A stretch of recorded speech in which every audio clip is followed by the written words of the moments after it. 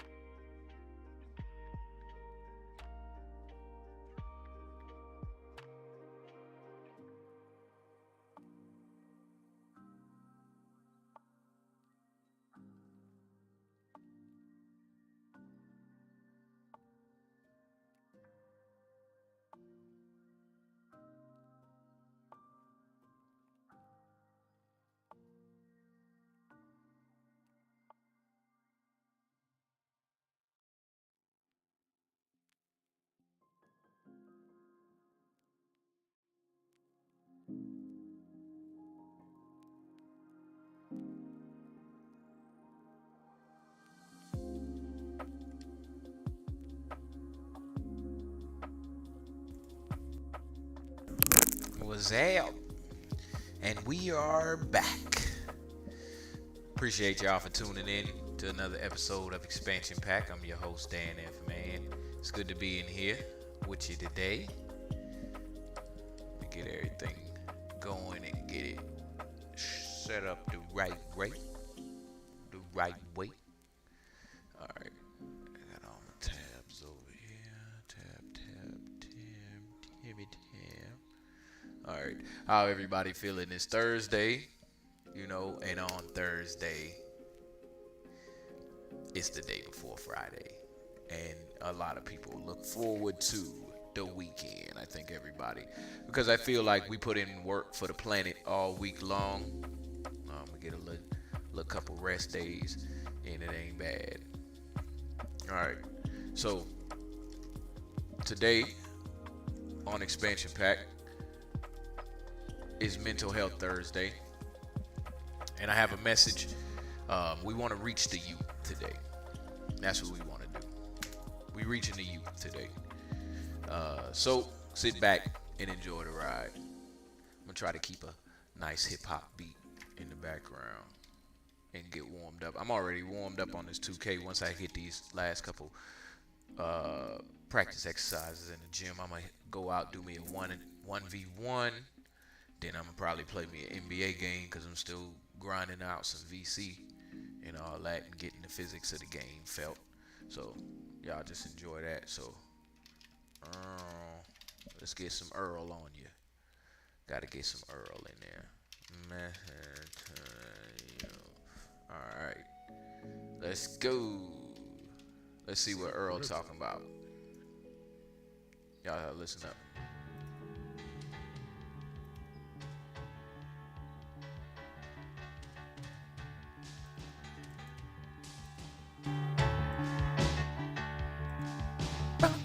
Growing up is not easy. The teenage years are especially difficult, filled with constant change and tough decisions. But they can also be a wonderful time in your life, Time spent discovering all the amazing opportunities this world has to offer. No one knows the ups and downs of adolescence better than someone who's been through it all and can look back with objectivity. It may seem like adults can't relate to the problems of youth, that they're too far beyond to understand, but that's not true. Maybe some can't appreciate your music and your choice of clothing, but the experience of growing up is universal. All teenagers have the same basic questions and concerns about growing into adulthood. After a lifetime of research and observation, Earl Nightingale has a lot to say to today's youth. Although Earl passed away in 1989, his words live on to encourage and enlighten us. He began his career as a radio actor and announcer, and later moved into the self-improvement field with his award-winning recording, The Strangest Secret. This program was the basis of a whole new industry, offering recorded messages of information and inspiration. Earl formed the Nightingale Conant Corporation with Lloyd Conant in 1960 and continued to offer his insights in many other audio and video presentations. What Every Young Person Should Know was written by Earl and his wife Diana because they wanted to share with you the same secrets for happiness and success that are available to adults. It's never too early to start becoming the person you want to be, to take responsibility for your own happiness. And the key is education. We'll begin this first session with a personal message from Earl's wife, Diana. Hello, I'm Diana Nightingale. Did you know that up until a few years ago, most motivational programs were written by successful business people to help other business people become more successful? If you were an adult and needed help in achieving goals in your life, there were programs available to help you.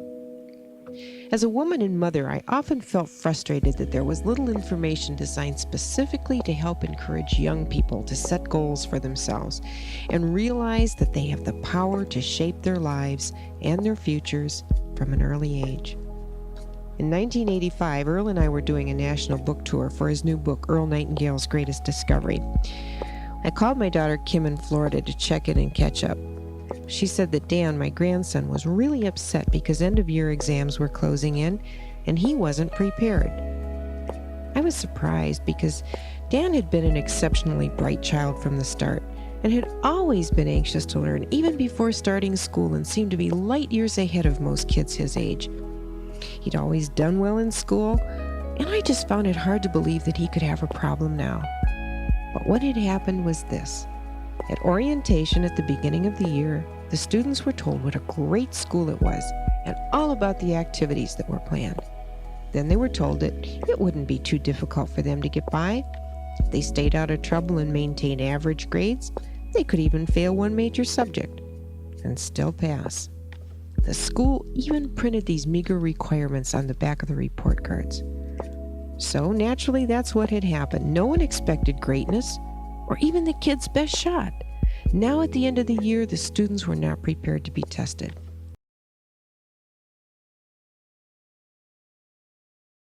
Oh my gosh, I'm sorry, y'all. I pushed too many buttons too fast. Done close out my whole window. Let me get that cube back up.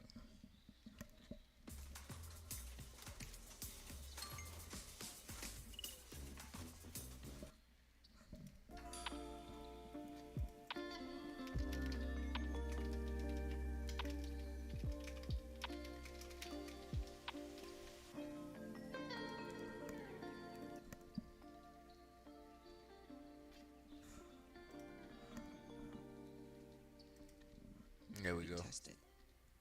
I'm gonna run it back just a few Found it hard seconds. to believe that he could have a problem now. But what had happened was this. At orientation at the beginning of the year, the students were told what a great school it was and all about the activities that were planned. Then they were told that it wouldn't be too difficult for them to get by. If they stayed out of trouble and maintained average grades, they could even fail one major subject and still pass. The school even printed these meager requirements on the back of the report cards. So naturally, that's what had happened. No one expected greatness, or even the kid's best shot. Now at the end of the year, the students Hey, what's up, O? tested. Thanks for stopping in. Needless to say, by the time I got off the phone, Earl was curious about my conversation with Kim and Dan, and I was very angry. I paced the floor and I cursed a school system that could fail its responsibility so miserably. This was the very point I had made so many times to Earl about getting the word out to young people about life and education.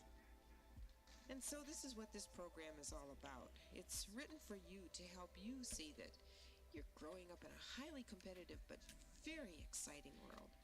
You should know what your options are and start thinking about your future and the kind of life you want at an early age. In times past, young people weren't encouraged to think, but were directed to do as they were told by their parents and educators. Then at commencement, they were asked what they wanted to do with the rest of their lives.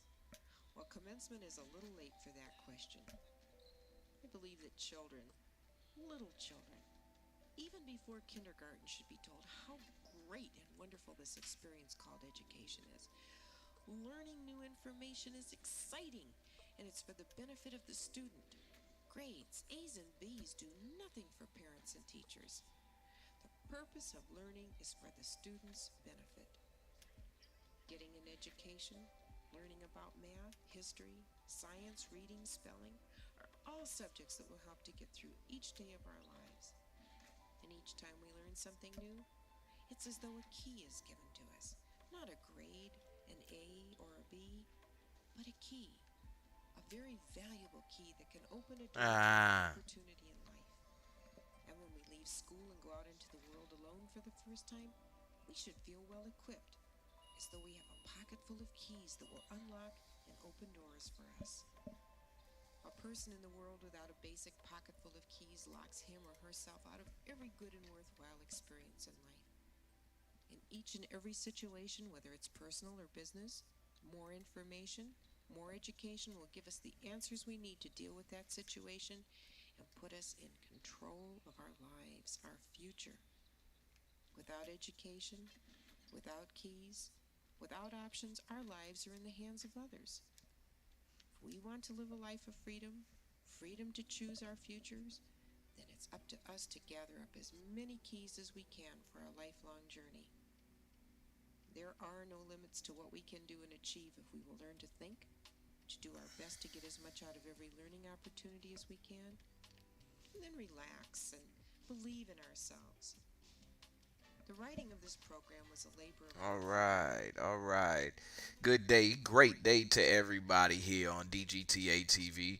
I'm your host, Dan F. Man, here on Expansion Pack. That's my message, my opening message out there for Mental Health Thursday to the youth right here. We speaking to the youth because I think that the hope has been lost in what they are capable of. Sometimes you got to let the youth find their own way. And then sometimes they need just a little bit of constructive reasoning, more so than constructive criticism.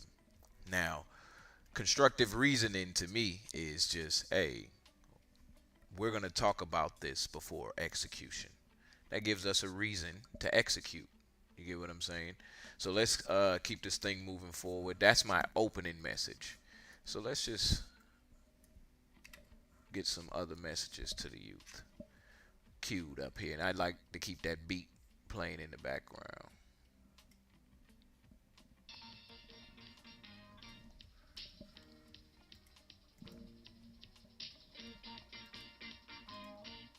All right, hold on, let me pause that real quick because I don't see it showing up on the screen. Hold on, let me make sure I got y'all the right stuff playing on the screen before I go into this next game.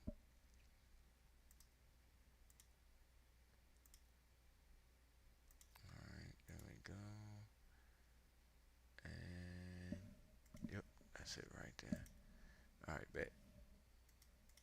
Let's see what this is. Hold on, wait. We don't want a music video. I got something.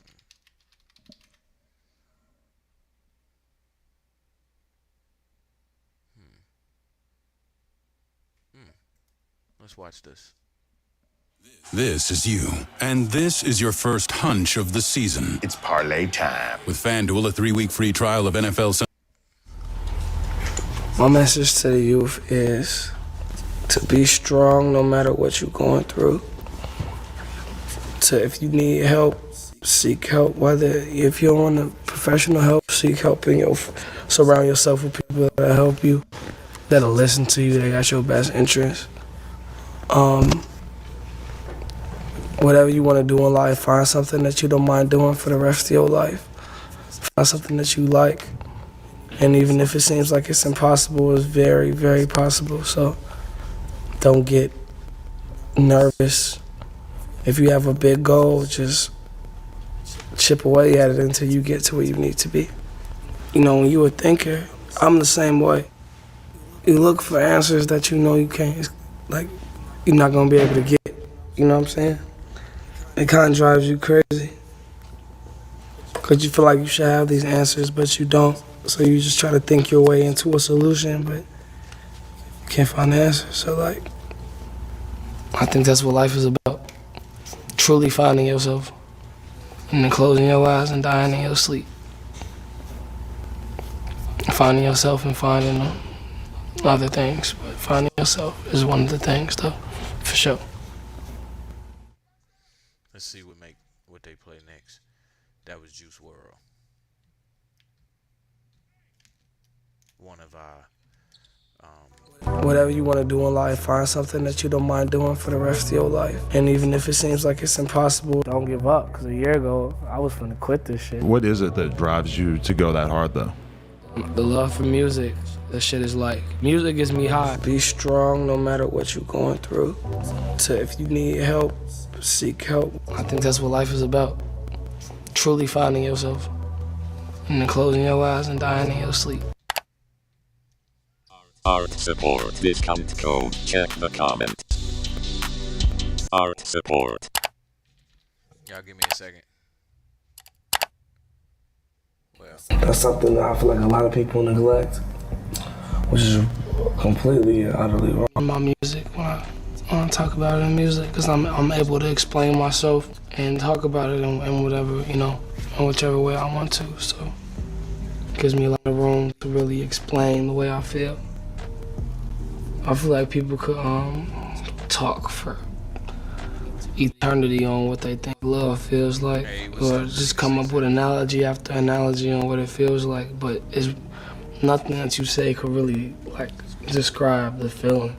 We just, like, I use the best words that we can. My message to the youth is to be strong no matter what you're going through. If you need help, seek help. Whether if you don't want professional help, seek help and surround yourself with people that'll help you, that'll listen to you, that got your best interest. I mean, it feels great. It's a blessing, and honestly, somebody got to do it. That's part of being honest. Telling people how you feel, not being around the bush. You can miss your opportunity not expressing yourself.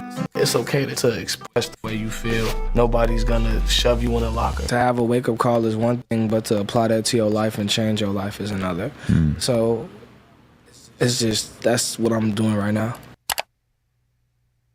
Success is me waking up every day and for me to do, like, me being able to do whatever the fuck I want comfortably, without having to worry about anything. If I want to wake up and donate $10 billion to a charity, I can without having to feel like, damn, that shit just hurt my pockets. You know what I'm saying? Just being able to literally do whatever the fuck I want comfortably and not have a worry.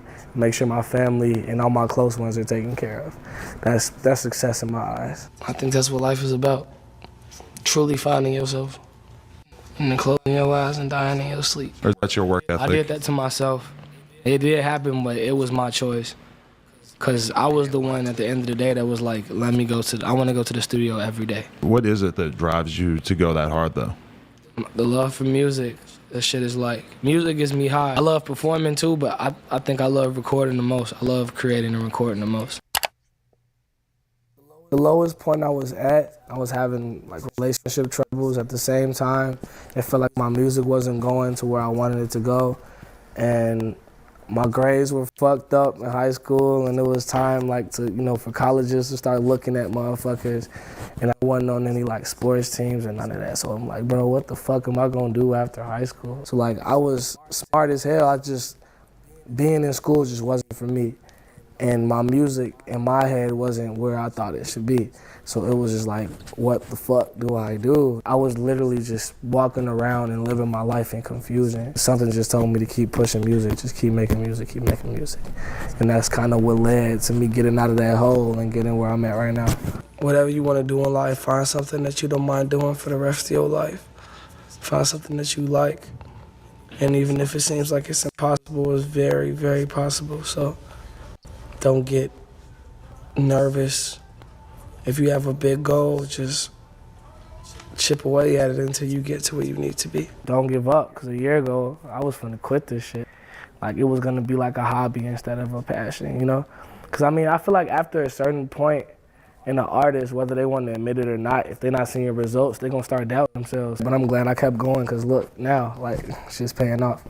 So I think the main advice I give myself is just to not give up and keep striving and stay sober. In grade school, I did a lot of sports. I played basketball, I played baseball. I was just average good, So like, it's 30 other people just as good as me, if not better, on the court. At music, I was over average at, and I gave it my all and it came easy. So that's just something that I always excelled in. Even when I was playing piano, playing guitar, whatever, I always just excelled in music. So why not take it as far as it can go? It has the possibility of being real, but I think in a different sense. Hard work, dedication, faith, all that shit. That's what got me what I got. I like to make people happy. Like I like to spread joy. I like to make people happy. I like to create connections with music and, vibes and bring people together. And I think that's the main thing. That's why, you see me, when I be playing shit, I just be looking, because I like seeing joy, because it brings me joy, I'm not necessarily the most joyful person in the world, but that's one thing that does make me happy, making music, especially that other people could relate to, and that makes them see, that makes them happy. It's like good energy. My music is like my therapy sessions, but there's no confidentiality. I put it out there for people to receive, reevaluate, and learn, and grab my hand and walk with me through whatever they may be going through. It's a blessing. I try to, remember to thank God every day for everything He's blessed me with, all the positions that He's put me in. Feel the love and spread love. It's one of the best feelings. Every show I give my all. A lot of people that, get in the position that I'm in, change up, become fake, become phony, become paranoid. Just a lot of things that, that come with it. And the way that I cope with it, I'm still the same person. Yeah. I'm still the same down-to-earth person. I still like the same stuff. Throughout life, there's always gonna be a lot of discouraging people that, use the word can't and try to hold you back. But you just gotta stay true to yourself. Make sure that, you're aware of your potential. And make sure that you know that we're all human beings. We all on the same earth. So with that being said, you can achieve anything, if not more than what you see other people achieve. Well, my music is I don't overthink it. Music is really just, people love to hear something that came out that's good, that's natural, that doesn't sound forced, that sounds authentic. People love that. Just being such a sponge as a kid, and just absorbing all the music and shit I would listen to, just cramming my head with it, that's all I cared about. That was my only focus. Who would you want at your dinner table? Give me a few names. Michael Jackson. Or say Michael Kurt Cobain, Tupac. Well, I really want to pick his brain. There's a couple artist legends that I want to just pick their brains. I wish I could just talk to them and pick their brains. I went through 3 Mac Miller phases while I was, he was one of the main artists I was listening to. As somebody that's very influential. Yes. In situations like these, all we could do is learn from the mistakes that people make and better yourself and let them live through you. Right. All you could do is learn.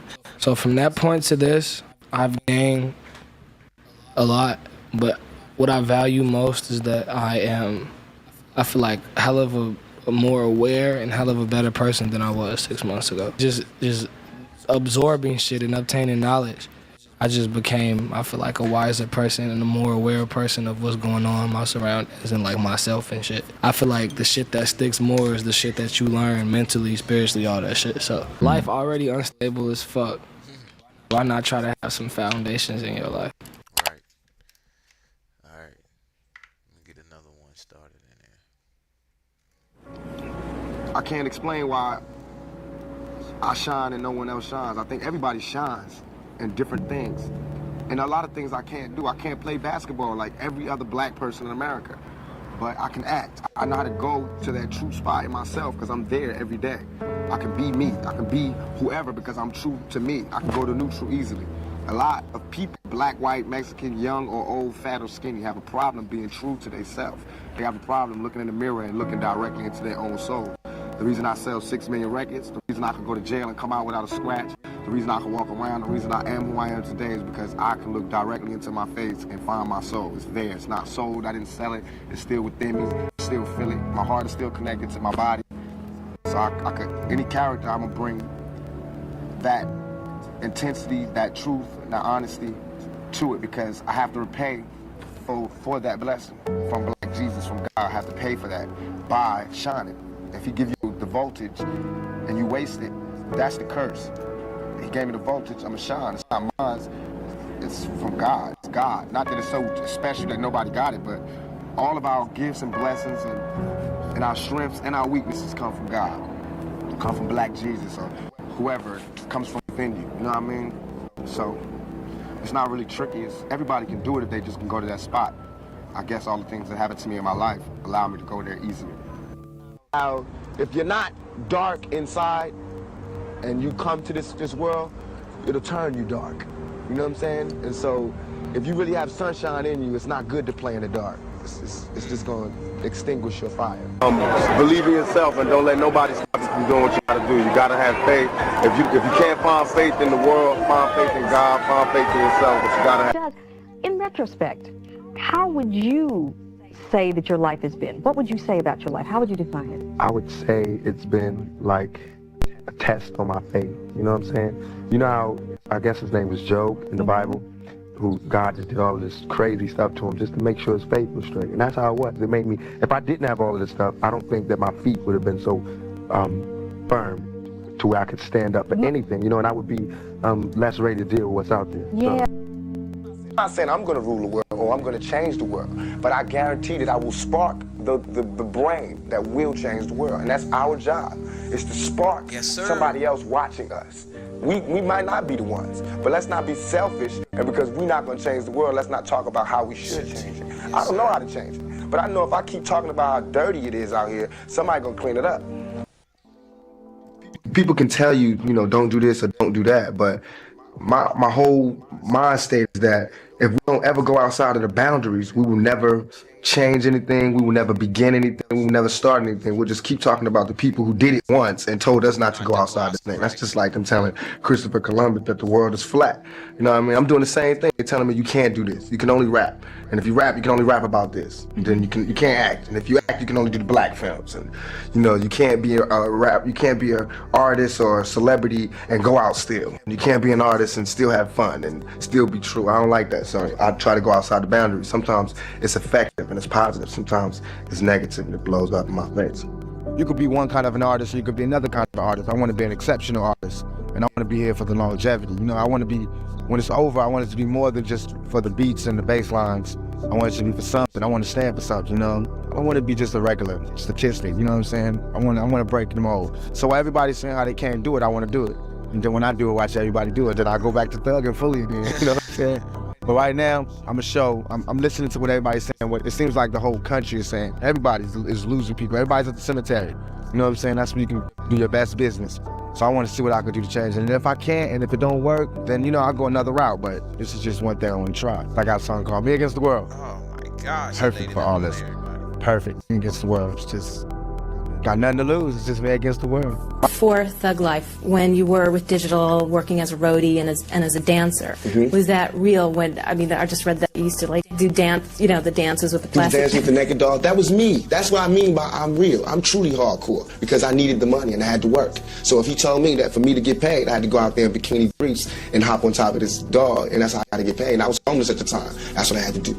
You know what I'm saying? But what I did was not let him pimp me. You know what I'm saying? It wasn't like I just did that because that was my order. As soon as I got the chance to say what was on my mind, I said what was on my mind. And we have a platinum record now. You know what I'm saying? So I went from dancing naked with the dolls, being unknown, to now having a platinum record. You know what I'm saying? And now I don't have to never touch another naked doll. I'll never have to dance, jiggle, nothing. I can hire dancers.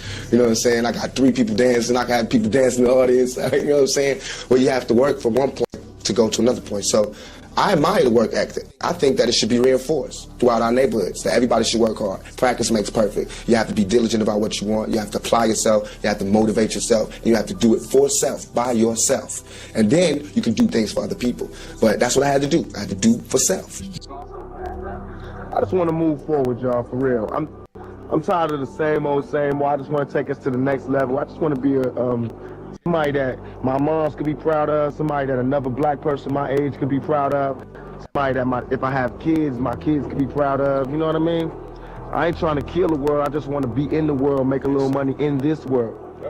Never wanted to be a gangster, I'm a thug, but I'm a nice person, I'm a thug by survival, I have to be, to survive, not because I want to be. I don't want to hurt nobody, you know what I'm saying? I want to survive, I want to make money, I want to be in business, I want to do it, but what's honest about the world is that no one's going to let me do that. So that's where the thug comes in. But if everybody just left me alone, I'd be a nice person. I'm quiet, I could be calm, quiet, and very into my work, and totally focused and totally disciplined, and boring. You know what I mean? Or I could be fun, but dangerous. Not only to other people, but to myself. Because I'm like a kid in a candy store. All of this is new, I'm 25, you know what I mean? And it's like, got cash, everything you dreamed of, and they've held me back in so many other circumstances that now it's your time to go, and it's kind of hard, difficult to keep yourself from just pressing the gas down all the way. Basically just taking my time and thinking and analyzing situations and trying to think before I do things. I'm very passionate Geminis, me and Prince and Gemini. I like that. I'm a motherfucker that gotta have my own. I got to hustle for my own. And any man out there got to feel me. It ain't about milking off the next man. That's a motherfucking hoe. I'm a motherfucking pimp. I'm finna come up on my own. I'm gonna get my own sack. I don't wanna be nobody worker all my life. I want my own motherfucking kilo. You understand me? So that's what I did. And Shaka hustler, and I'm a hustler, so everybody understand it. Ain't no one man gonna stay in one spot forever. That's a sucker. I'm a hustler. I'm gonna come up. So I took what little bit he gave me and doubled up and doubled up and doubled up, and I've been doubling since. I have no motherfucking fear. I have no fear. I have only ambition, and I want mine, and I will do anything to protect and feed my family. I pray to God every night. I still do that. I just wanted, I wanted God to know that even though I was going through the worst of times, I still recognized it as being something greater than myself, and that I'm not gonna give up my faith just because it's going bad for me, because He was there when I was living good. So I just want Him to know that, that I'm not no punk, I'm not soft-hearted, that when it gets bad, I'm gonna be like, oh, I don't believe in God no more. I believe in God all the time, every day, all day, good and bad, rough and hard, 5 shots, jail time, everything, good time, $1 million, Benzes, all that. I always believe in God, because He gave it all to me. What's up next for you after this project? Forward, up, faster, bigger, taller. I got things that's in front of me, but I won't know till I step in it. Again, you have to be logical. If I know that in this hotel room they have food every day, and I'm knocking on the door every day to eat, and they open the door, let me see the party, let me see like them throwing salami all over just like throwing food around, but they're telling me there's no food in here. You know what I'm saying? Every day, I'm standing outside trying to sing my way in. You know what I'm saying? We are hungry, please let us in. We are hungry, please let us in. After about a week, that song is going to change to, we hungry, we need some food. After 2-3 weeks, it's like, give me all the food, breaking out the door. And after a year, you just like, I'm picking the lock, coming through the door, blasting, you know what I'm saying? It's like you hungry, you reached your level, you don't want any more. We asked 10 years ago. We was asking with the Panthers. We was asking with them, with civil rights movement. here. We was asking. You know, now those people that were asking, they're all dead and in jail. So now what do you think we're going to do? I would tell each and every person out there, don't forget about that clicking up thing, you know what I mean? Be to yourself. Stay to yourself. Trust nobody. Trust nobody. After dog. You know what I mean? Straight up. My closest friends did me in. My closest friends, my homies, people who I done took care of their whole family. I done took care of everything for them, looked out for them, put them in the game, everything turned on me. Fear is stronger than love. Remember that. Fear is stronger than love. All the love I gave didn't mean nothing when it came to fear. So it's all good. But I'm a soldier. I always survive. I'll constantly come back. You know what I mean? Only thing that can kill me is death. That's the only thing that'll ever stop me is death. And even then, my music will live forever.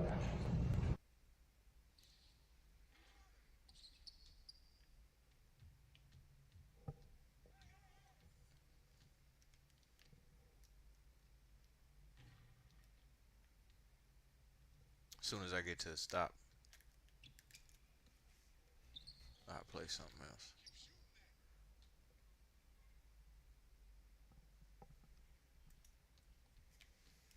Mediocrity is everywhere right now, and we're all trying to find an easy way out, and we're judging ourselves. Let's say there's 10 people in this room, and we're all mediocre, but I'm the best of the mediocre people.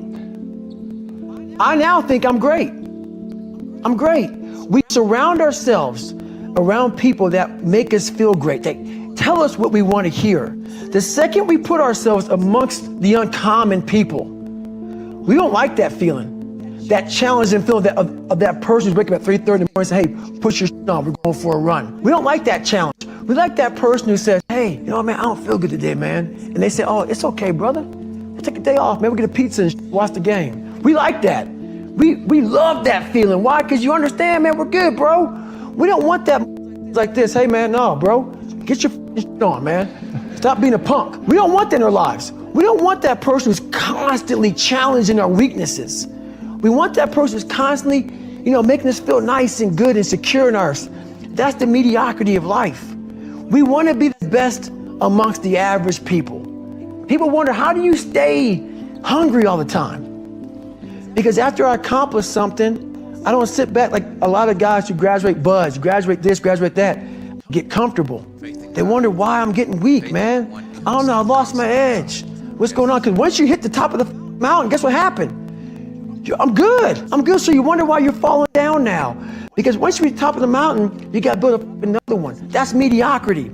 There's a lot of people in mediocrity who have a nice resume, but they're one-timers, man. They hit a one-time deal, they busted it open, got a lot of money, but they're good. You're mediocre now, man. What are you doing today, tomorrow, the next day? That's why I don't listen to theorists. I don't listen to all that bullshit. I listen to them who's like this, man. What's wrong, man? I'm tired, dude. Why are you tired? Because tomorrow, I gotta do the shit again, man. Whatever the shit is that made me nauseous and sick to my stomach, it made me hurt. There's no ending. And that's the person I listen to. That's the person who's gained knowledge. You gain knowledge through suffering. And on the other end of suffering is a world that very few have ever seen. It's a beautiful world because that's where you find yourself. You don't find yourself in over here. You find yourself on the other end. Like the 100-mile race I was on, where I ran for 24 hours, I found myself on the other end of that race. That 19 hours, I found, wow, there's a whole nother world out here that I've never even saw, but the world's in your mind. And that's what all that mediocrity is about. Mediocrity is contagious. Most people live their whole lives without ever contemplating what it means to be great. They put all the greats on a pedestal, but think of themselves as mere mortals. And that's exactly why greatness eludes them. They turn it into some untouchable plane, impossible for almost anybody to reach. And it never even crosses their mind to aim for it. No matter what I'm doing or which arena I'm engaging in, I will always aim for greatness because I know that we are all mere mortals and greatness is possible for anyone and everyone if they are willing to seek it out in their own soul. In Goglish terms, Greatness is a state of letting go of all your faults and imperfections, scavenging every last bit of strength and energy, and putting it to use to excel at whatever you set your mind to. Even if some motherfucker out there told you it was impossible, it is a feeling pursued by those rare souls willing to extend themselves beyond reason and pay the cost. In the late 1950s, Captain Joseph Kittinger was a pilot in the Air Force, tapped for experimental aviation and skydiving duty in New Mexico. He wasn't a household name. In fact, hardly anybody knew the first thing about him until August 16, 1960, when he donned a red duct tape pressure suit and boarded an open-sided gondola tethered to an onion-shaped helium balloon. He flew that rig nearly 20 miles high until he reached the thin atmospheric line where everything goes from blue to black. He traveled to a place where the horizon did not exist. He was above and beyond all previously known limitations. Suspended at 102,800 feet, he unclipped his harness and stepped into space. His free fall lasted nearly 5 minutes. His maximum velocity was 614 miles per hour. He plummeted over 80,000 vertical feet before his primary chute opened. This was no Red Bull sponsored party. It wasn't a television show. Kittinger wasn't an entertainer. He was an explorer, a seeker of a new realm for the world. His flight and his jump helped make man's space flight possible. And also for himself. I don't jump to Earth from outer space, but I know that atmospheric line between blue and black. It is the glimmer of greatness that runs right through the human soul. We all have it. Most of us will never see it because to get there requires a willingness to extend yourself to the limit without any guarantee of success. Then again, success is just another mile marker on the journey. Landing the jump and walking away while lighting a cigarette as if it were a typical day on the job made Kittinger look cool. But it didn't make him great. His willingness to do it in the first place, knowing that the chances of failure were high and everything it cost him, made him great. It wasn't a stunt to garner fame or publicity. It was merely an attempt to see what was humanly possible and be redefined. Never doubt that we can redefine ourselves. It can feel impossible at times because we live in a world filled with arbitrary boundaries and fixed social lines that are as thick as the walls around a fortress. Worse, we allow those walls to limit us in too many ways. The brainwashing starts early, and it starts at home. The people we grow up with and the environments we grow up in define who we think we are and what we think life is all about. When you're young, you can only know what you see. And if all you are ever exposed to are lazy people, content with mediocrity, or who convince you of your own worthlessness, greatness will remain a fantasy. If you live in the ghetto or in a dying industrial or farming town where buildings are boarded up, addiction runs rampant, and the schools are a mess, that will factor into the possibilities others envision for you and you envision for yourself. But even privileged people can feel shackled by their circumstances. The vast majority of parents don't know what greatness looks like, so they are ill-equipped and afraid to encourage big dreams. They want their children to have security and don't want them to experience failure.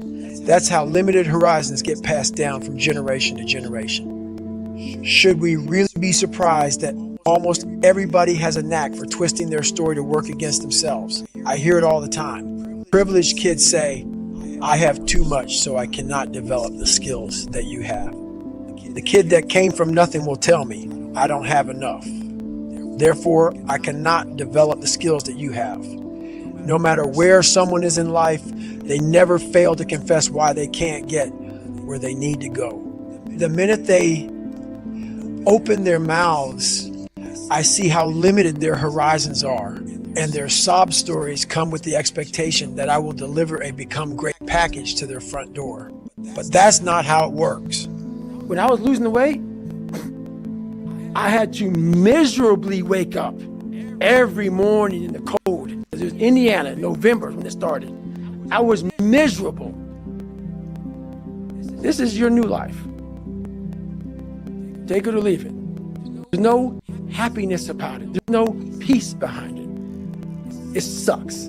It just fucking sucks. And that's the one thing, if I could teach anybody anything, it just fucking sucks. And it's going to continue to suck. And then one day you'll get to a special part in your life that it might get a little bit better. But to lose the weight you have to lose, my friend, sorry, it's going to suck every fucking day. Because then when you're 300 pounds, you're going to go out to lose weight, you could probably get injured. So then you got to work on the injury, and then you get even more depressed. This is what I went through. And then you're hungry because now you're depressed. It's just a vicious cycle. And if you're not strong mentally and you have no willpower, you're going to continue falling back in this hole versus the man that sits back and goes, all right, motherfucker.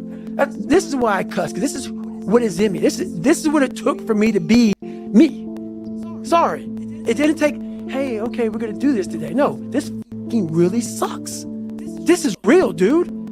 This is real. And every day, I'm set back. I'm set back. I'm set back. I'm set back. So this is what I would tell your boy.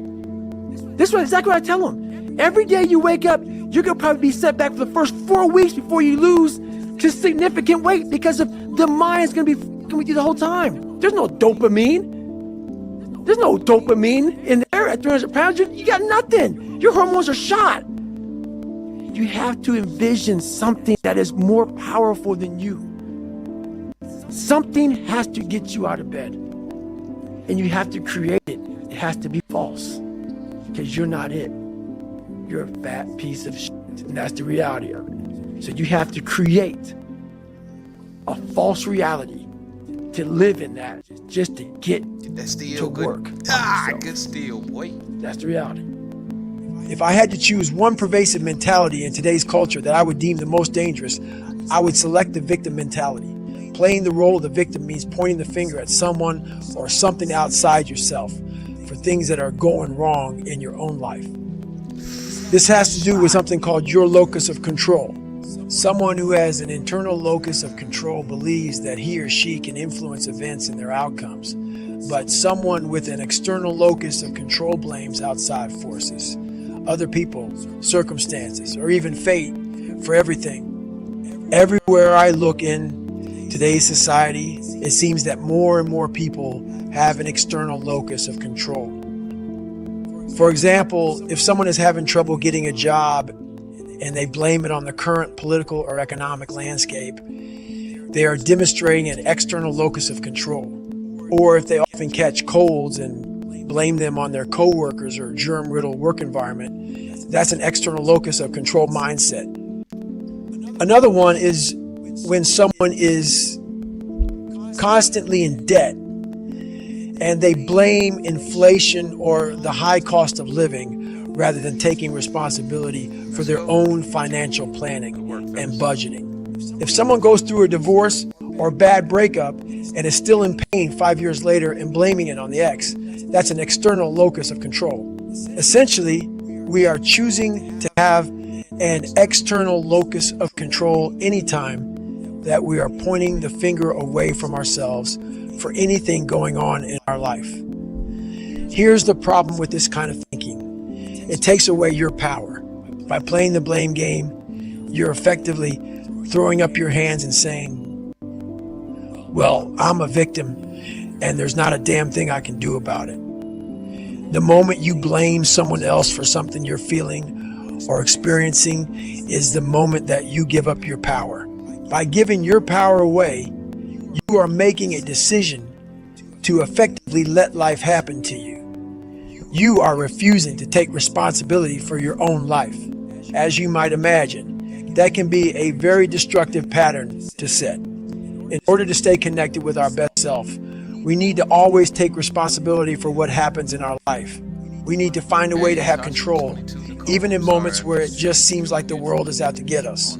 Sure, bad things happen that are outside of our control. But here's the key. We are 100% in control of our reactions to those things. We can choose to spiral into depression, anxiety, anger, resentment, or frustration and just pull the covers back over our head. Or we can choose to react in a way that benefits us and those around us.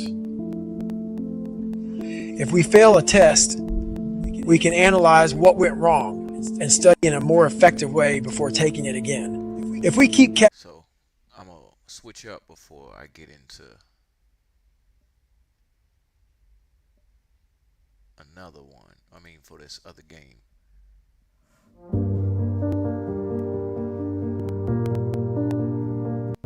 Trying to speak something into your soul real quick. How to truly fix yourself once and for all. We all have areas in our lives that we wish were different. Whether it's breaking bad habits, overcoming self-doubt, or finally achieving the goals we've set for ourselves. But before we dive in, make sure to check the comment section where I've left a question for you. I'd love to hear your thoughts and experiences. So, let's get started. Fixing yourself is not about perfection. It's about progress. It's about recognizing that you have the power to shape your life and taking intentional steps to make it better. The first and most important step in this journey is self-awareness. You can't change what you don't acknowledge. So take a moment to reflect on your life, your habits, your behaviors, your thoughts. What areas do you feel need improvement? Maybe it's your physical health, your mindset, or the way you handle relationships. Whatever it is, the key is to be brutally honest with yourself. It can be difficult to face your flaws, but remember, self-awareness is the foundation upon which all personal growth is built. Start by taking a deep inventory of your life. Ask yourself questions like, what habits are holding me back? What recurring thoughts or beliefs are limiting my potential? Are there relationships in my life that drain me rather than uplift me? Write these down and be as specific as possible. The more clearly you can identify what needs fixing, the easier it will be to develop a plan to address it. Once you've identified the areas that need work, the next step is to take full responsibility for your life. This might be the hardest part, because it requires you to stop blaming external factors, like other people, your circumstances, or your past, for your current situation. It's easy to fall into the trap of thinking, if only this or that were different, my life would be better. But real change begins when you take ownership of your life and realize that you have the power to change your situation.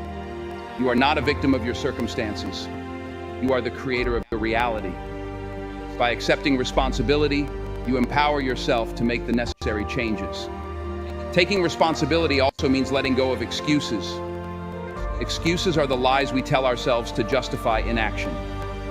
Whether it's, I don't have time, I'm too tired, or I'll start tomorrow, these excuses keep us stuck in the same place. The truth is, if something is important to you, you'll find a way to make it happen. So commit to being honest with yourself and recognize when you're making excuses. Challenge them and ask yourself, is this really true? Or am I just avoiding something difficult? Now that you've taken responsibility, it's time to set clear, actionable goals. Knowing what you want to fix is one thing, but having a concrete plan in place is another. Start by setting specific, measurable, and achievable goals. Avoid vague goals like, I want to be healthier, or I want to be happier. Instead, break them down into smaller, actionable steps that you can tackle one at a time. For example, if your goal is to improve your physical health, you might start with a commitment to exercise 3 times a week and eat a balanced diet. If you're working on your mindset, you might set a goal to practice daily affirmations, meditate for 10 minutes each day, and read one self-improvement book a month. It's important to make sure your goals are realistic and attainable. Setting goals that are too ambitious can lead to frustration and burnout, which may cause you to give up altogether. Instead, focus on small, consistent actions that build momentum over time. Each small step you take brings you closer to your ultimate goal and helps build your confidence and sense of achievement. As you work on your goals, it's crucial to develop self-discipline. Self-discipline is the ability to do what needs to be done, even when you don't feel like it. It's the key to staying consistent and following through on your commitments, especially when motivation wanes. Motivation can be fleeting. It comes and goes depending on how you're feeling in the moment. But self-discipline is what will keep you on track, even when the initial excitement wears off. Start by creating a daily routine that supports your goals. Set aside dedicated time each day to work on the areas you're trying to improve. This might mean waking up earlier, cutting out distractions, or saying no to activities that don't align with your priorities. Remember, self-discipline is like a muscle. The more you use it, the stronger it becomes. You might not always feel like putting in the work, but remind yourself of why you started and how far you've come. Each time you push through the resistance, you're building your self-discipline and making it easier to stay on track in the future. Another crucial aspect of fixing yourself is building resilience. Life is full of challenges and setbacks, and it's easy to get discouraged when things don't go as planned. But resilience is what will keep you moving forward, even in the face of adversity. Resilience is not about avoiding difficulties, but rather about facing them head on and bouncing back stronger. When you encounter obstacles, don't give up. Instead, view them as opportunities to learn and grow. Reflect on what went wrong, adjust your approach, and keep going. The more resilient you become, the more capable you'll be of overcoming the difficulties that come your way. Developing resilience also involves changing the way you perceive failure. Instead of seeing failure as a dead end, view it as a stepping stone on the path to success. Every failure is a lesson in disguise, teaching you what doesn't work and bringing you one step closer to finding what does. The most successful people in the world didn't get there by avoiding failure. They got there by failing, learning, and trying again. So, don't be afraid to take risks and make mistakes. The more you fail, the more you learn, and the stronger you become. Cultivating a positive mindset is another essential element in fixing yourself. Your thoughts have a powerful impact on your life and your ability to make lasting changes. If you're constantly telling yourself that you're not good enough or that you'll never succeed, you're setting yourself up for failure. Instead, practice positive self-talk. Remind yourself of your strengths and accomplishments. Visualize yourself succeeding and achieving your goals. Surround yourself with positive influences, whether it's through the books you read, the people you interact with, or the content you consume. A positive mindset will help you stay focused and motivated, even when the going gets tough. In addition to mindset, self-care plays a critical role in fixing yourself. You can't pour from an empty cup, so it's important to take care of your physical, emotional, and mental well-being. Make time for activities that recharge you, whether it's exercise, hobbies, spending time with loved ones, or simply relaxing. Pay attention to your body's needs. Eat nutritious foods, get enough sleep, and manage stress. Self-care isn't selfish. It's necessary for maintaining the energy and focus you need to make lasting changes in your life. Prioritize your physical health by creating a routine that includes regular exercise, a balanced diet, and adequate sleep. Exercise is not just about looking good, it's about feeling good and maintaining a healthy body that can support your ambitions. Whether it's a morning jog, a yoga session, or hitting the gym, find an activity that you enjoy and make it a regular part of your life. Eating a balanced diet fuels your body and mind, giving you the energy and mental clarity needed to tackle your goals. And don't underestimate the power of sleep. It's during sleep that your body repairs itself and your mind processes the day's events. Aim for 7-8 hours of quality sleep each night to ensure you're at your best. Emotional self-care is equally important. Life can be stressful, and it's easy to get caught up in the hustle and forget to take care of your emotional well-being. Make time to connect with your emotions and express them in healthy ways. This might mean journaling, talking to a trusted friend, or seeking professional help if needed. Remember, it's okay to feel emotions, whether they're positive or negative. What's important is how you manage them. Practicing mindfulness and meditation can also help you stay centered and reduce stress, making it easier to navigate life's challenges. Lastly, remember that fixing yourself is not a one-time event. It's a lifelong process. There will always be areas to improve and new challenges to face. Be patient with yourself and embrace the journey. Celebrate your progress, no matter how small, and keep striving to become the best version of yourself. It's okay to stumble and make mistakes. What's important is that you get back up and keep moving forward.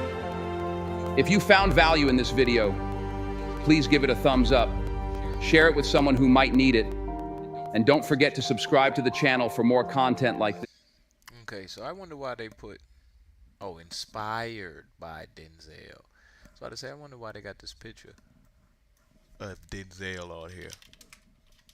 I don't know why I want to play this this video, but I'm gonna play this video. I've seen it before, so we're gonna watch it again. You're gonna watch it again with me, and this is this exact video. There are 3 books in the Bible known as the wisdom literature: Proverbs, Ecclesiastes, and Job. The first, Proverbs, showed us that God is wise and just. Yeah, we learned that God has ordered the world so that it's fair. The righteous are rewarded, the wicked are punished. In other words, you get what you deserve. But then we meet Ecclesiastes, who observes, people don't always get what they deserve. Yeah, he said the world isn't always fair, that life is unpredictable and hard to comprehend, just like smoke. This makes you wonder, okay, well, is God wise and just? Exactly. And so it's that question that is being explored in the final book of wisdom, Job. All right, let's dive in. So Job begins with a strange story that takes place up in the heavens, which are described something like a heavenly command center. So God is there with these angelic creatures called the sons of God, and they're all there reporting for duty. God points out this guy Job, his servant, showing how righteous and good he is. And one of these angelic creatures approaches. He's referred to in Hebrew as the Satan. The Satan? Who is this? Well, this word is actually a title, which literally means the one who is opposed. So out of this whole crew, he is the one questioning how God is running the world. And he proposes that Job might not actually love God, that he's only a good person because God rewards him. If God were to take away all of the good things he gave to Job, then we would see his true colors. So he thinks Job is just working the system? That's exactly right. Maybe he's obeying just to get what he wants. So God agrees to this experiment and allows the Satan to inflict suffering on Job. And Job loses everyone and everything that he cares about. It is devastating. And remember, he deserves none of this. God himself said so. The remarkable thing is that in the midst of all this suffering, Job still praises God. At least for chapters 1 and 2. But then in chapter 3, we find out how he's really feeling inside. He unleashes this poem that reveals this devastation. It's a long, elaborate curse on the day that he was born. After this, some of Job's friends come to visit him to offer their help. And all of them are like, Job, you must have done something horribly wrong to deserve this. After all, we know God is just, and we know the world is ordered by God's justice and fairness, so you must be getting what you deserve. And for the next 34 chapters, the friends and Job go back and forth in very dense Hebrew poetry. His friends keep speculating about why God might have sent such suffering, and they even start making up lists of hypothetical sins that Job must have committed. But after each accusation, Job defends his innocence. And Job is innocent. He is. He's also on an emotional roller coaster.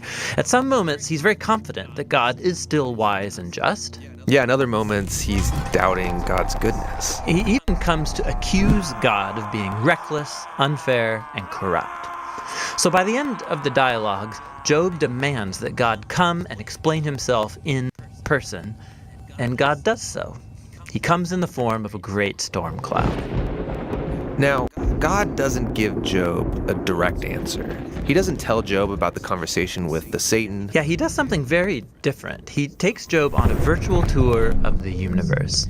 He shows Job how grand the world is, and he asks him if he's even capable of running it or understanding it, just for a day.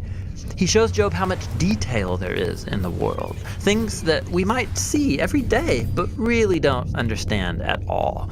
But God does. He knows it all intimately. He pays attention to the beauty and operations of the universe in ways that we haven't even imagined and in places that we will never see. Then to conclude, God shows Job two wondrous beasts and brags about how great they are. Yeah, they are dangerous. I mean, they would kill you without even thinking about it. And God says they're not evil.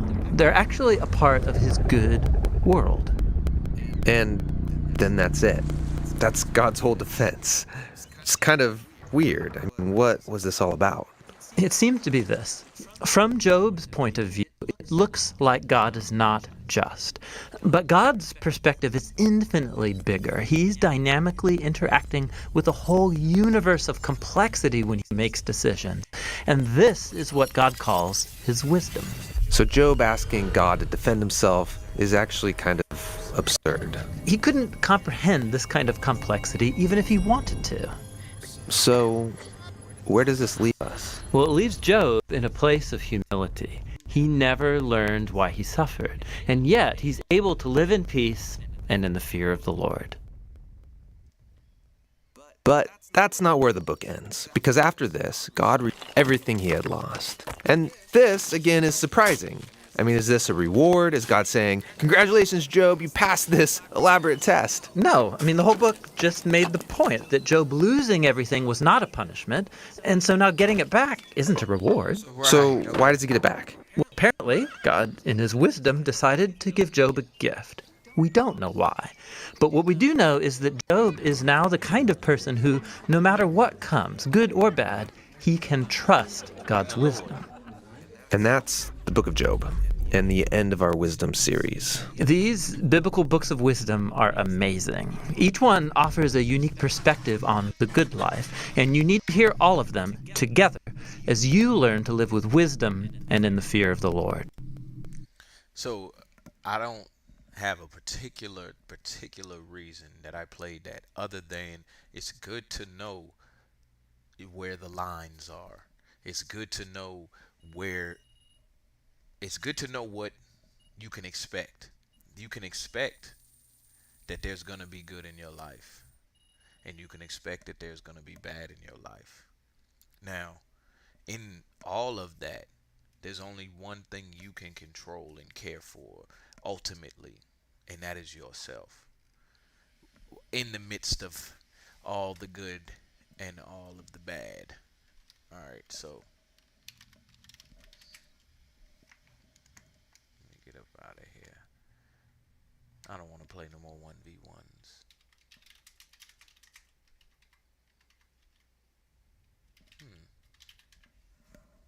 Let's see. Let's check this out. Today, not tomorrow, not next week. Today is the day I hope you will donate to support. Teens under pressure like never before. Nobody hears you because everybody's struggling. Mental health is the existential challenge of our time. Staggering new statistics shining a light on a troubling trend. Teen girls are experiencing record high levels of violence, sadness, and suicide risk. The mental health crisis is an epidemic. High schoolers today have so much more pressure. Growing concerns over social media. We all get FOMO. What lifelines can we provide? Schools are on the front lines of this crisis. It's time to adapt. Teens under pressure. Mental health and social media. Young people are in crisis. That is the finding of a troubling new CDC report on mental health. But what is it that's behind this trend? I'm Savannah Sellers, and over the next 30 minutes, we'll look at the causes of this mental health challenge, including the role social media is playing, and also, importantly, what can be done about it. First, though, let's dig into those trends. They show in 2021, 42% of high schoolers felt persistently sad or hopeless. That's up 14% from 2011. 29% experienced poor mental health, and 22% of students seriously considered attempting suicide. Then there are the female students specifically who are faring worse. 57% of teen girls experience persistent feelings of sadness or hopelessness. That is a jump of 21% in just the last decade. But behind all of these numbers, there are real teens. I recently sat down with a group of high schoolers in Fairfax, Virginia, because we wanted them to help lead this conversation, to take us beyond just these disturbing statistics. I started by asking if they are among those who have felt sad or hopeless. Have you all, I guess, if you have, raise your hand, experienced that? Absolutely. And would you say all your friends have? For the most part, yeah. Yeah. Have any of you ever been speaking with a friend and thought, I gotta tell somebody else about what I just heard about how they're doing? Yeah, I have at one point. Wow. It was a friend of mine. For a while, he was having suicidal ideations. I brought it up with the counselor and his parents. And honestly, one of the main things that I found was he didn't really respond well to emotions. He kind of had cut them off for himself. It's just I think that's our root of the problem, is that a lot of people try to cut off their emotions. I think it's the little things that matter, like the simple little, like, hey, how you doing? Or, like, if you see your friend in the hallway, like, dap them up and just say what's up, just go to class and stuff like that. Like, I think those little things, they can really go a long way in terms of how someone feels during that day. Sometimes with the telling part, you have to be able to live with the fact that that person might not be your friend from that point going, but you still might have saved their life, or you still might have made them happier. It's also like, who do I tell?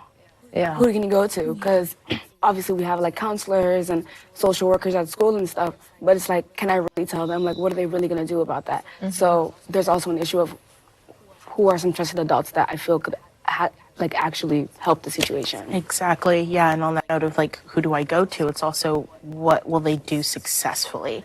Like, I've had that fear of like, okay, I know I need to tell a trusted adult, but will they actually make the situation better, or will it go even worse? How many of you, do you all know someone who has confided in you that they were having suicidal thoughts? Yes. Yeah. Yes. Every single one of you. Why do you think it is that we're all having such a hard time? Part of me feels like we see what's going around in the world. We see what's going on within society. We can turn on the news and hear about a death, an accident, a murder, things like that. And we've almost become numb to it. I just think technology has done a lot of great things for us, but it also has just completely overwhelmed us with so much of the bad news. So definitely. So it sounds like what I'm hearing right now is current events totally impact you. Is that right? Like, you feel the stress of what is going on in the world that's negative. I don't even watch the news anymore, but I hear it all around me. Everybody, like one person will say something and everybody will hear about it. I think a really sad example of this, it was in my first period class, maybe a week or two ago. There was some doors slamming doors down the hall, and it was very, very loud. Like, they were slamming them hard. And some people in my class were wondering, are those gunshots? Like, should we lock the door? It's just become so, even though it's such a small, tiny chance, it's still high enough that we are fearful that, oh crap, that can happen to us. Because it can happen to us. It's not like we're immune to all of this. I have a show, an NBC News show on Snapchat, and I asked those viewers to tell me, what are some things that you'd want to ask officials in a mental health capacity. The overwhelming response that I heard about was the anxiety that people are feeling about school shootings. Crazy how like lockdown drills and stuff like that, like it's obviously, to stay safe is nice, but even having to worry about that is crazy. And you do worry about it. Yeah, I feel like everyone does, and at this point, unfortunately, should. There's always that possibility in the back of your mind, because you spend more time at school a day than you do at home. What impact does social media have on you all? I think, as you pointed out already, there's a lot of good technology, but is this a factor in your negative thoughts, in negative feelings? During the pandemic, everyone was all on social media, like, oh, today I'm doing this, I'm baking today, I'm doing my Chloe Ting workouts, or whatever the case may be. And it was easy to just see all the great things that other people were doing and be like, oh, maybe I should be doing that, or I'm not doing enough. So that comparison trap. Yeah. Negative. Yes. Yeah. I feel like we all kind of get on social media for that kind of idea of escapism, and then it kind of just goes sideways in the sense where it can kind of become a trap of like, oh, I saw this video of somebody who's like working on their applications right now. That's what I'm supposed to be doing. Why am I on TikTok? You know, things like that. It just kind of becomes a constant battle of like the good and the bad, and every day somehow they're outweighing each other. I think people also get really, really comfortable in hatred. They get really comfortable in that negative view on social media. Like, you're sitting there, you're scrolling, and you're feeling unproductive, lazy, that you can't do anything right, that something's wrong with you, just because everybody on social media has their lives together or is projecting that. And you're sitting there and you can't get off your phone. You're like frozen to it. Could you each just kind of tell me in a sentence or close to it, the main thing that you want older people listening to know about what it's like to be in high school? Sometimes there's times where I just need to vent to somebody, and I'm not expecting a response. You know, a response is cool, I'd appreciate it, but it's not my expectation. I just need to get what's in my head out and just tell it to somebody, whether it be my mom, uncle, aunt, family member, counselor. I'd say, yeah, just acknowledge their feelings and just be open-minded as well. When they try and reach out to you, or they try and reach out to somebody and try and actually express what they're feeling and try and actually get help for anything, I feel like you shouldn't immediately go to blaming them or judging them. Just have an open mind. I would say evaluate your role within the relationships that you have, whether it be students, your children, relatives, and see if you're truly supporting them. I'd honestly just say, forget an ego, forget any pride. It's something that I've noticed has caused a lot of problems whenever parents are interacting with their kids. And I want to say, like, times have changed now. They're removing the stigmatism from mental health, and people are being more open with their emotions, and times have changed. So it's time to adapt and help the youth who are in need of it. So let me pause this.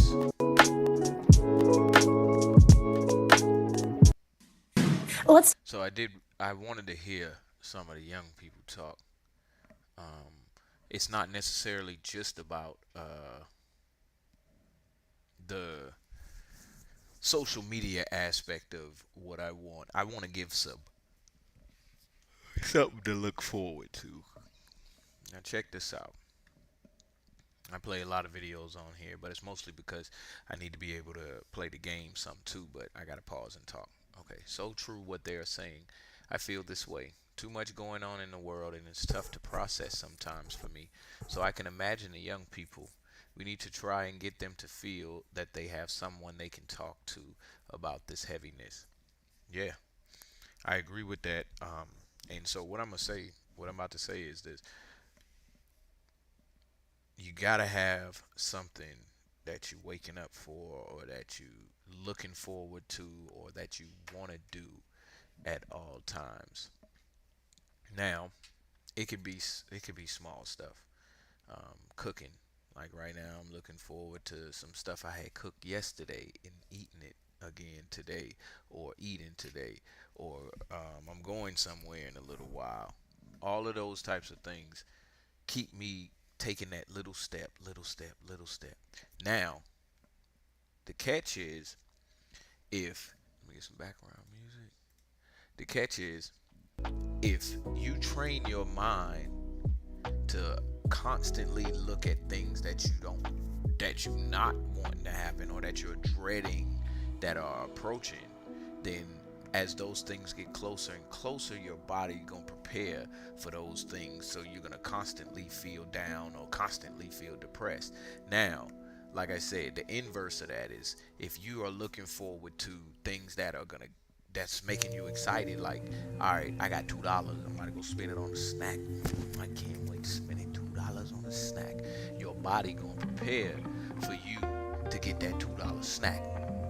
You see what I'm saying? You're like, all the way until you get it, and then you move to the next thing and the next thing and the next thing. And then next thing you know, you sleep.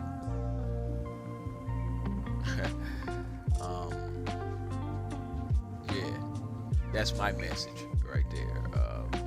I don't want to get a whole bunch of life messages in here too much, but I will say this.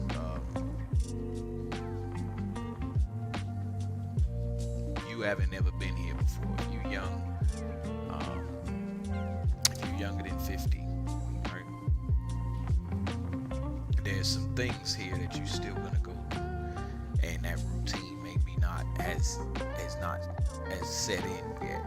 Once you reach 50, I don't know. Maybe you got a good, better. But like I said before in previous episodes, if you only been here for 10 years, and then you reach 20, then you've been here for 20 years. Well, for those first 10 years, you was learning how to walk, talk, build things, use your mind, pee, right? You know what I'm saying? And not pee around the edges of the toilet or something like that. But then, from 10 to 20, you're doing something completely different. You're using those skills to build some sort of life and understanding or wisdom here on this planet or in this reality. So once you reach 20, you don't really have a complete book yet. You got some paper with some lines on it, and so at 20 years old, 20 to 30, which I can say I done made it out of that officially. From 20 to 30, you taking all of that stuff and you filling in that book with the lines in it. You know how to use, you know how to pee in the right spot. You know how to brush your teeth. You know how to do the basic things like hold a spoon to feed yourself. But you may not know how to spend your money. You may not know how to talk to people. You may not know how to secure some money for yourself or some resources for yourself so that you can survive. So from 10 to 20, you ain't been thinking about that. You see what I'm saying? You just been out here, using what is given to you, hands, feet, to get the things that you need. So all of the tools that you've been piling up now from 20 to 30, you like, yo, I'm going to use some of this stuff. I'm going to clear some of this away, and I'm going to build up something for myself. So if you in that 20 to 30 range, you like, all right, you still got some time. And I want to tell you what your most valuable resource is your mind. You build your mind up. Let me take my glasses off. Get a little glasses break since I'm just talking. You build up your mind in that time. Now, you should know how to wash your body. You should know how to, you might not necessarily know how to talk to people or how to, build the resources for your life. But you know how to walk. You know how to read. And for the most part, you know how to take care of yourself. So that's when you build your mind. See, a lot of people will say that the young people need to go out there and they should get the work. They should get to work and get that experience up. Well, if they're getting the experience up without properly figuring out how to absorb it into their being, they're going to be doing a lot of work from 20 to 30 that they're not even going to process until 30 to 40. So, and that's why you'll see a lot of us 30 to 40 year olds right now, we not, and I can speak for myself, I'm not building somebody else's mind base or foundation or mind. I don't know. I'm not building nobody else nothing unless it's putting into what my mind or my experience is here in this reality. And so imagine I had that way of thinking from 20 to 30. So my message to the 20 to 30 year olds is, hey, look, build your mind. Like if you in school right now and you go into those classes, or if you at a company or a job right now, build your mind and your mindset and your skills within that realm of the company, the school, whatever. Be building yourself up, because when you're done with that, what do you have left? Do you have your own company? Are you working at the school? Are you teaching someone else? Are you continuing further in your education? What do you have for you? So that's why, like I said, you see a lot of the 30 to 40-year-olds right now. We like, nah, man, I don't want to just go and fill out this application and get this job. I know that's something that's available for me to do, to put the money and the resources into my pocket, but it's also cutting me short on the time of building myself, so that when I'm 40 to 50, I have something that I can look back on that is me. That's me. It's me. So this is what I mean. 20 to 30, you work at said company, you work at a Food Lion, and you ultimately make it up to manager, and you over a whole store. And then now you're 30. You did that from 20 to 30, and now you're 32, 33, and you're looking and you're saying, well, damn, I'm the general manager of Food Lion over here. I got a store up under me. I got 2 stores. I'm working on my 2nd store. But who am I? Oh yeah, I'm the general manager at Food Lion, and I got 1 store and I'm working on my 2nd store. You see how none of that incorporates how you like to play basketball on the weekends. None of that incorporates how you like to paint sometimes, or you like to take your kids out to go fishing. And you're a very avid fisher, and you like to really be a connoisseur on fishing poles and fishing lures. None of that says that. All it says is you're the general manager at Food Lion, and you're working on your next store, your 2nd store. Now, you may know all of this, and that's the beauty of it. You may know that you're a real connoisseur of fishing poles and blah, da da da da da da da. But if you don't know that and take a real good look at that, it could have you on a whole loop and course. You may quit your job and give up the 2nd store and go just to find that, or just to find who you are. So from 20 to 30, I'm not saying you need to be living on the streets, digging in trash cans, or working 20 jobs or whatever. I'm not saying one thing specific that you should be doing, but what I am saying you should be doing is finding yourself and using your mind and putting things into your mind that you can use. That is what I'm saying. So however that looks for you, it may be, not necessarily working a job, or it may be working 5-6 jobs to gain the experience, because you're finding out what you love from what you don't love. So that's my message to I ain't talking to the 10 and 19s. Well, if you 17, 18, 19, you better be getting in on some of this who you are talk and using your mind, because it can't hurt you. If you letting life just roll, I'ma just let it go. Well, let's see where you end up. Alright. So, we coming up on our last 30 minutes. I'm gonna let some people talk to us. Now this one, I don't care. This one gonna get a little off the charts, but I want to get a good message in, and that's the only person I know that got it for real.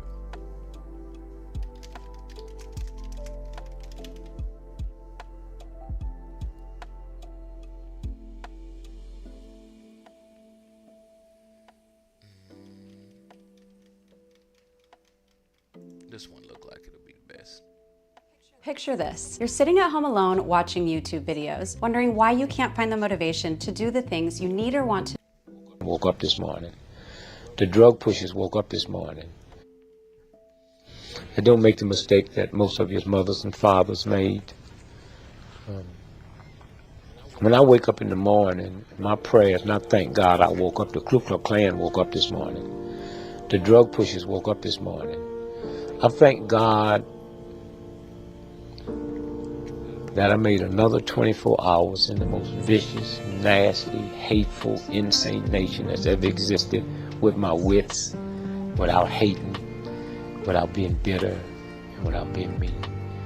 And I thank God that I survived 24 hours in that type of atmosphere with the type of amusement and friendliness.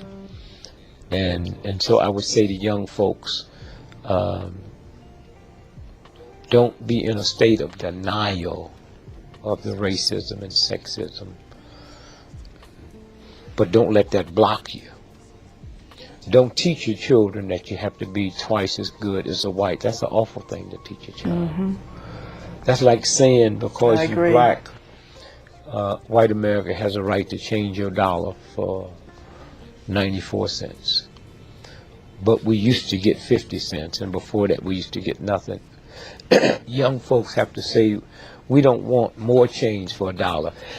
Excuse me, we want a full dollar's change for $1, or this cash register will never ring again. Yes. I would also like for young blacks to understand that about 83% of all employment happen with small businesses. And excuse me, if you don't have a small business, then you have nobody to work for you. And I would say to young blacks, get into entrepreneurship. We will never catch up with white America till we get into business, because there's a thing called tax write-offs.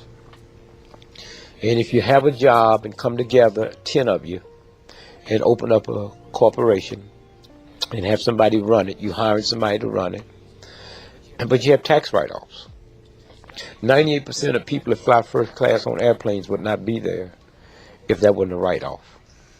And yet, on that first class, they gave away last year $800 million, almost $1 billion of free whiskey.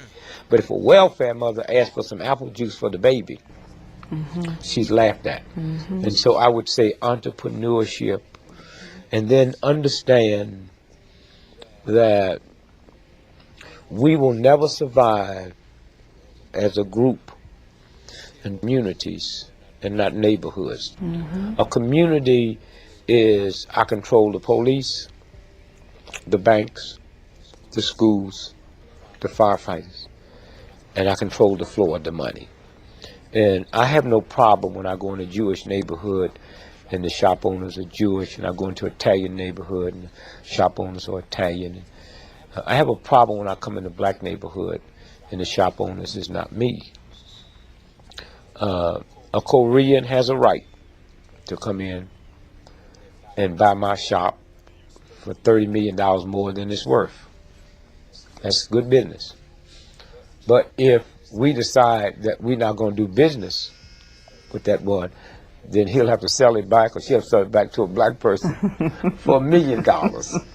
And then the money circulates, and that's how you change. We've been so busy dealing with the hurt and the pain and the misery and glamorizing a handful that have made it, that we have never really looked at, like they say, your role model. If you haven't got a role model in your house, you should fall on your knees and pray to God, because something is wrong. Yes.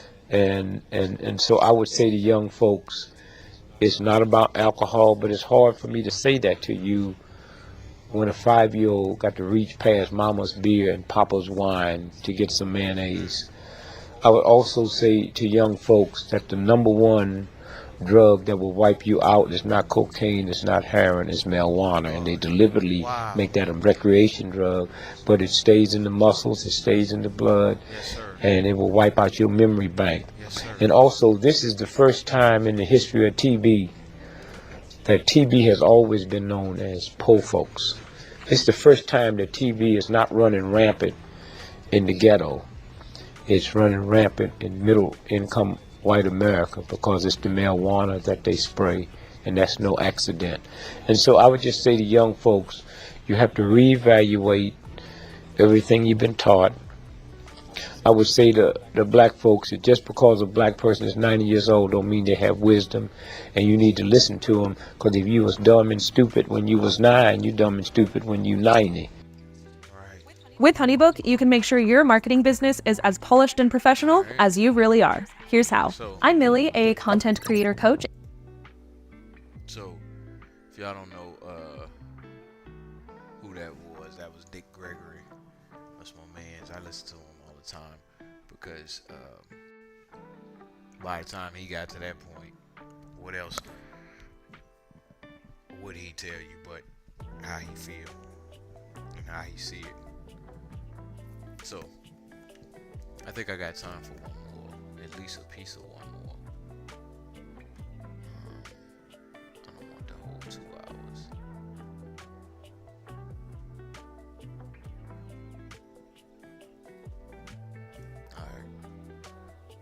All right. And don't make the mistake that most of your mothers and fathers made. When I wake up in the morning. So I heard that one already. We just listened to that one.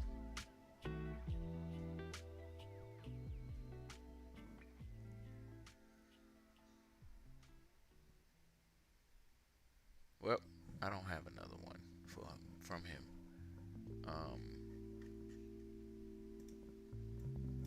So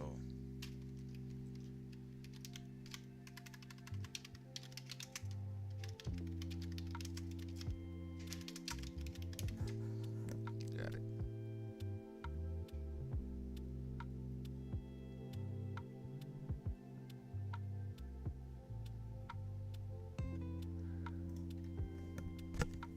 We're gonna listen to this from right here. I think this is gonna be important. And then I'm gonna get up out of here for the day on y'all. Thanks for tuning in to another episode of Expansion Pack. I'm your host, Dan F. Man. Let's just tune in the moment when you are paying attention to something that is giving you a positive emotion. This positive emotion can originate from 5 gates of your body. See the moment when you are paying attention to something that is giving you a positive emotion. This positive emotion can originate from 5 gates of your body. Seeing, hearing, smelling, tasting, or feeling. So in your mind, you climb up that mountain. After 1 mile of walking, you discover a beautiful restaurant surrounded by beautiful people. You smell delicious food and the great variety of beverages. When you follow that temptation, you have already lost your track. When this temptation becomes so strong that you don't want to leave that place anymore, then the sensual desire has turned into an obsession. In both cases, remaining at that place means you can't get clarity. The second hindrance, ill will, describes a state of the mind that arises from negative emotions. In that state of the mind, you have an aversion, a rejection, or simply a dislike against either an object, a situation, or can be even a person. To simplify, it means you are climbing the mountain and it starts to rain, but you don't like rain. You discover the roads are bumpy, but you don't like bumpy roads. In order to cross the river, you need to swim, but you don't like swimming. Whatever it is that you dislike, it won't make it a pleasant journey. Unless you learn to let go of this ill will, it's more likely even that you won't continue that journey. The third hindrance, originally translated as sloth and torpor. Sloth means it's the heaviness of the body. Torpor means it's the dullness of the mind. It is characterized by sleepiness, non-motivation, lack of energy, and oftentimes can manifest itself in a state of depression. Now, a simile used in Buddhism describes it as imprisonment. You find yourself locked in a cell. It becomes very hard to make any type of mental or physical effort. So, in order to continue your path, there is only one option left. You need to find a way to get out from that hole, from that cell. Now, the fourth hindrance is called restlessness. It is the state of an unsettled mind. Unsettled mind means your mind cannot settle. Settle where? Settle in the present moment. An unsettled mind either is worrying about the future or traveling into the past and rejecting, judging about an event that happened into your past. A simile used here is the monkey mind, constantly jumping from one branch to another, unable to stay for a too long time at the present moment.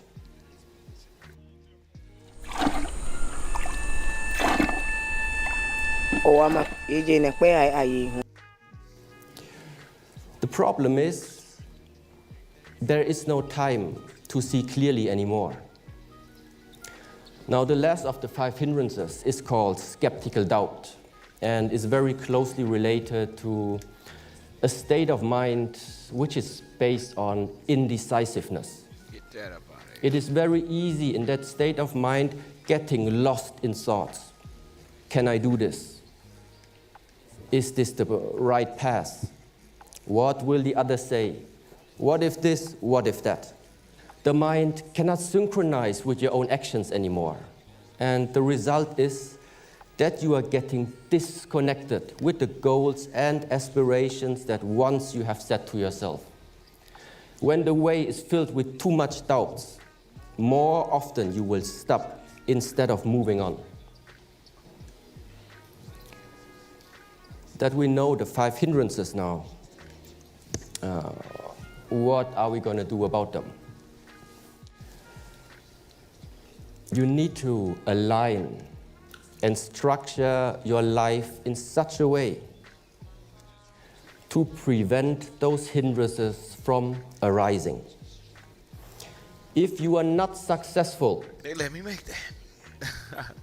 you need to use techniques in order to remove them. Each of these hindrances is placing a dark cloud on your mind or on the way of your climb. Simply remember one thing.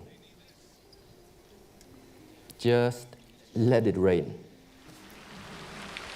This is a 4-step method to help you removing those hindrances. The first step is recognize in what state of the mind you are finding yourself in.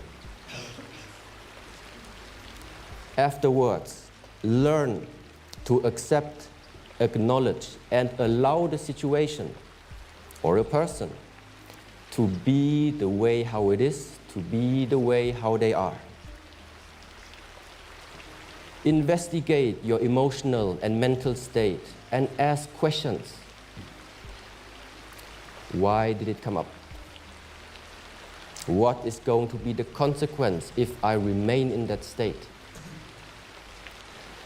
And ultimately, non-identification means it is the practice. I am not the body. I am not the mind. I am not my emotion. It's just that I can see all these 3 aspects about me.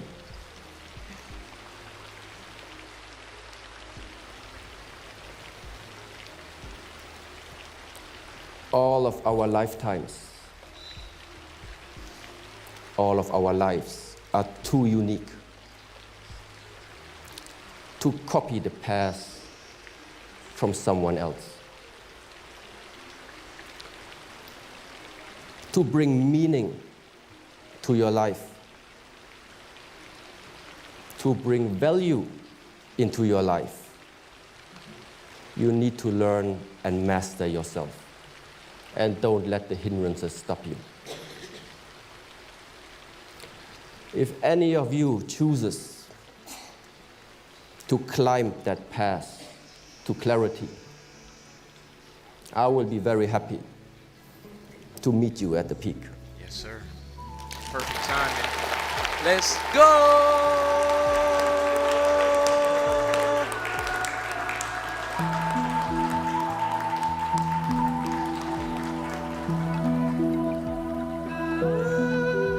Yes, sir.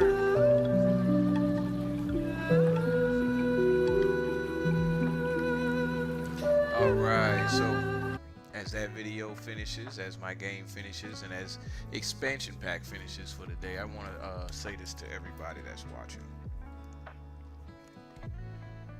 Your mind. Sit still sometime and just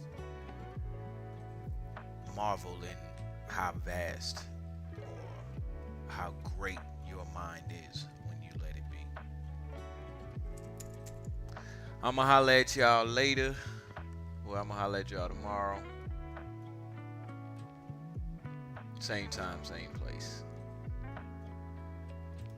This is Dan F. Man in Expansion Pack.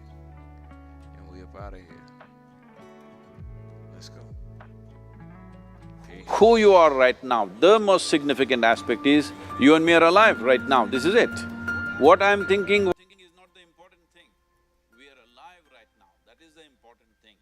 So, it is important that you focus on this fundamental sense of aliveness within you, and then you will see there is a natural distance between you and your thought process. Once there is a distance between your psychological process and your physiological process, this is the end of suffering. Because there are only two kinds of suffering that human beings go through: physical suffering and mental suffering. Once you create a little space between you and your mind, between you and your body, this is the end of suffering.